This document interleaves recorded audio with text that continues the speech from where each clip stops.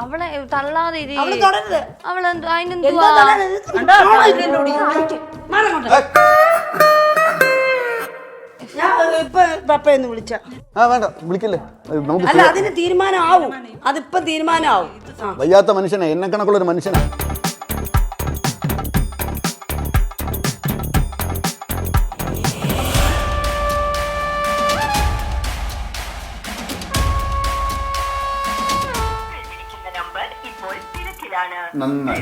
തിരക്കുമായി, അവിടെയും തിരക്കായി. നല്ല സമയം. സത്യം പറഞ്ഞാലുണ്ടല്ലോ നല്ല ലക്ഷണം അല്ലല്ലോ സൂസി.